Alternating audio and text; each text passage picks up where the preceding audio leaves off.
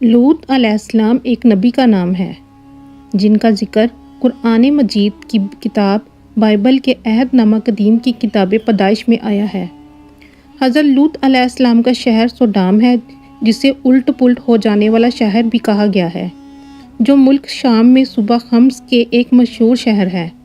حضرت لوط علیہ السلام بن حران حضرت ابراہیم علیہ السلام کے بھتیجے ہیں۔ یہ لوگ عراق میں شہر بائبل کے باشندے تھے۔ پھر حضرت ابراہیم علیہ السلام وہاں سے ہجرت کر کے فلسطین تشریف لے گئے اور لوط علیہ السلام ملک شام کے ایک شہر اردان میں مقیم ہو گئے، اور اللہ تعالیٰ نے آپ کو نبوت عطا فرما کر سوڈام والوں کی ہدایت کے لیے بھیج دیا۔ مدائن صالحہ اور دمشق کے درمیان بحیرہ لوز جو سی سال کہلاتی ہے، اس کے نزدیک آپ کی قوم آباد تھی۔ لوط علیہ السلام کی امت جن بستیوں میں رہتی تھی وہ بڑی سرسبز اور شاداب بستیاں تھیں۔ غیر بستیوں کے لوگ شادابی کے سبب سے قوم لوط کی بستیوں میں اکثر آ جایا کرتے تھے، جس کی وجہ سے قوم لوط کو طرح طرح کی تکلیف ہوتی تھی۔ شیطان نے قوم لوط کو بہکایا کہ غیر بستیوں کے لوگ جو آپ کی بستیوں میں جتنے بھی نو عمر کے لڑکے ہوں ان سے بدفعلی کی جائے تو غیر تمہاری بستیوں میں ہرگز نہ آئیں گے۔ شیطان کے بہکانے سے اور خوبصورت لڑکا بن کر ان کو ورگلانے سے انہوں نے ویسا ہی کیا، اور پھر ان میں وہ عادت جم گئی۔ حضرت لوط علیہ السلام نے ہر چند سمجھایا مگر انہوں نے نہ مانا، اور آخر کار حضرت جبرائیل علیہ السلام نے اس قدر ٹکڑا زمین کا کھڑا کیا اور اللہ کے حکم سے الٹ دیا، اور ان لوگوں پر پتھروں کا مینہ برسا دیا، اور جن سے پتھروں میں آگ بھی نکلی اور سب لوگ ہلاک ہو گئے۔ حضرت لوط علیہ السلام نے جب سوڈام میں آ کر قیام کیا تو دیکھا کہ یہاں کے باشندے اس قدر فواحش اور مصیبتوں میں مبتلا ہیں کہ دنیا کی کوئی برائی ایسی نہیں تھی جو ان میں موجود نہ ہو، اور کوئی خوبی ایسی نہیں تھی جو ان میں پائی جاتی نہ ہو۔ دنیا کی سرکش اور بد اخلاق بد اتوار اقوام کے دوسرے عیوب اور فواحش کے علاوہ یہ قوم ایک خبیث عمل کی موجد تھی، یعنی اپنی نفسیاتی خواہشات کو پورا کرنے کے لیے وہ عورتوں کی بجائے مردوں سے تعلقات رکھتے تھے۔ دنیا کی قوموں میں اس عمل کا اس وقت تک قطعاً کوئی رواج نہ تھا۔ یہی بدبخت قوم ہے جس نے اس ناپاک عمل کی ایجاد کی۔ اس عمل کا نام لواطت مشہور ہے، اور اس سے بھی زیادہ شرارت اور خباثت اور بے حیائی یہ تھی کہ وہ اپنی اس بدکرداری کو عیب نہیں سمجھتے تھے، اور اس کو فخر اور مباحثات کے ساتھ اس کو کرتے تھے۔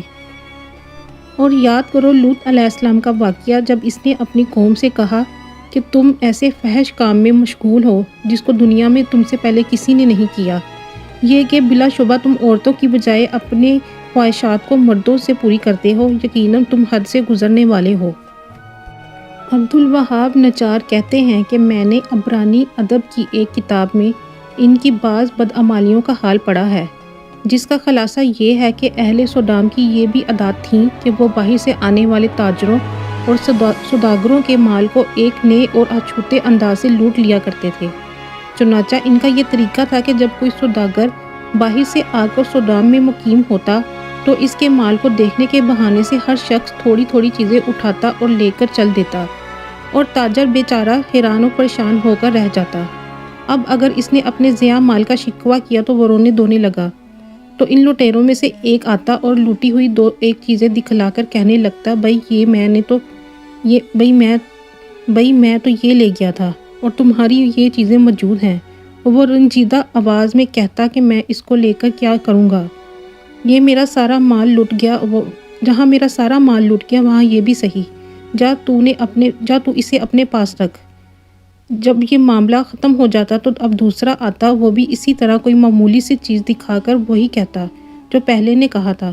سوداگر رنج اور غم اور غصہ میں اس سے پہلی والی بات دہراتا۔ اسی کتاب میں یہ عجیب قصہ بھی نقل کیا ہے کہ ابراہیم اور سارہ علیہ السلام نے ایک مرتبہ حضرت لوط علیہ السلام کی عافیت و خیریت معلوم کرنے کے لیے اپنے خالہ زاد کو دمشقی سوڈام بھیجا۔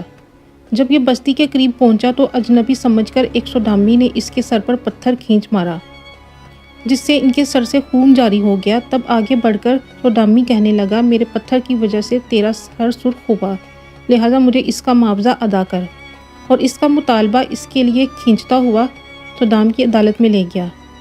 حاکم صدام نے مدعی کا بیان سن کر کہا، بے شک اس کو صدامی کے پتھر کی مارنے کی اجر دینی پڑے گی۔ حضرت ابراہیم علیہ السلام کے چچا جات یہ سن کر غصہ میں آ گئے اور ایک پتھر اٹھا کر حاکم کے سر پر دے مارا اور کہنے لگے کہ میرے پتھر مارنے کی جو اجرت ہے وہ اس صدامی کو دے دینا، اور یہ کہہ کر وہ وہاں سے چلے گئے۔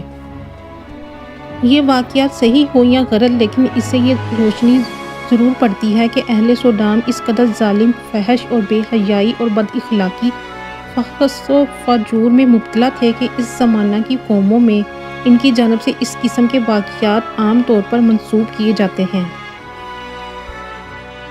اور پھر جب ایسا ہوا کہ ہمارے فرستادے لوط کے پاس پہنچے اور وہ ان کے آنے سے خوش نہ ہوا اور ان کی موجودگی نے اسے پریشان کر دیا، اور وہ بولا کہ آج کا دن تو بڑی مصیبت کا دن ہے۔ اس کی قوم کے لوگ اجنبیوں کے آنے کی خبر سن کر دوڑتے ہوئے آئے اور وہ پہلے سے برے کاموں کی عادی ہو رہے تھے۔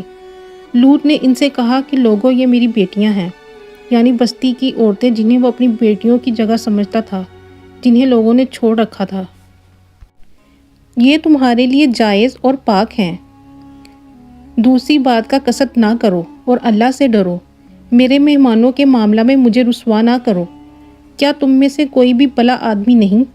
ان لوگوں نے کہا، تجھے معلوم ہو چکا ہے کہ تیری ان بیٹیوں سے ہمیں کوئی سروکار نہیں ہے، اور تو اچھی طرح جانتا ہے کہ ہم کیا کرنا چاہتے ہیں۔ لوط نے کہا، کاش تمہارے مقابلہ کی مجھے طاقت ہوتی یا کوئی اور سہارا ہوتا جس کا آسرا پکڑ سکتا۔ تب مہمانوں نے کہا، اے لوط، ہم تیرے پروردگار کے بھیجے ہوئے آئے ہیں، گھبرانے کی کوئی بات نہیں، یہ لوگ کبھی تجھ پر قابو نہ پا سکیں گے۔ یوں تو کر کے جب رات کا ایک حصہ گزر جائے تو اپنے گھر کے آدمیوں کو ساتھ لے کر نکل چل، اور تم میں سے کوئی ادھر ادھر نہ دیکھے، یعنی کسی بات کی فکر نہ کرے، مگر ہاں تیری بیوی ساتھ دینے والی نہیں، وہ پیچھے رہ جائے گی۔ جو کچھ ان لوگوں پر گزرنا ہے وہ اس پر بھی گزرے گا۔ ان لوگوں کے لیے عذاب کا مقرر وقت صبح کا ہے، اور صبح آنے میں کچھ دیر نہیں۔ پھر جب ہماری بات کا مقصد آ پہنچا تو اے پیغمبر، ہم نے اس بستی کی تمام بلندیاں پستی میں بدل دیں، یعنی بستی کو الٹ دیا اور زمین کے برابر کر دیا، اور اس پر آگ میں پکے ہوئے پتھر لگاتار برسائے، تاکہ پروردگار کے حضور اس گھر سے نشانی کیے ہوئے تھے۔ یہ بستی ان ظالموں سے یعنی کچھ دور نہیں، یہ اپنی سیر و سیاحت میں وہاں سے گزرتے رہتے ہیں، اگر چاہیں تو اس سے عبرت پکڑ سکتے ہیں۔